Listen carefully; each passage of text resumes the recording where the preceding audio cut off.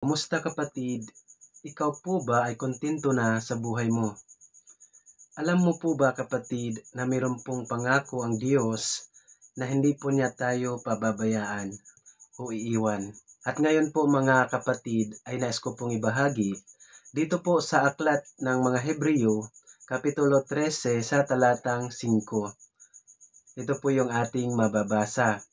Huwag kayong magmukhang pera at masiyahan na kayo sa anumang nasa inyo, sapagkat sinabi ng Diyos, hindi kita iiwan ni pababayaan man. Hallelujah. Dito po sa English translation, from Hebrews chapter 13 verse 5. Let me share to you.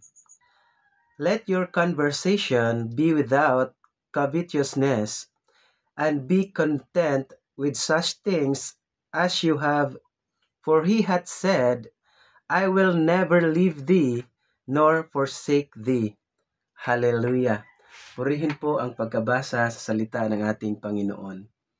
Dito po mga kapatid, ang Panginoon ay may pangako po sa atin na hindi niya po tayo iiwan ni pababayaan. Kaya kailangan po natin mga kapatid na magkaroon ng time o panahon sa Diyos. Hindi lamang puro trabaho.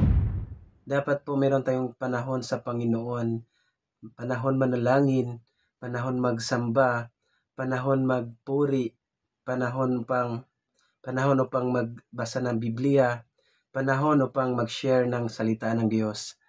Yan po ang nais ng Panginoon na magampanan natin. Hanggang dito lamang po mga kapatid. Lagi po nating tandaan na mapalad ang sumusunod sa kalooban ng Diyos.